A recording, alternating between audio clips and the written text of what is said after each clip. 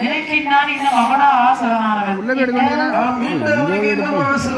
அதாவது ஜம்முன்னு நம்ம போட்டாச்சு.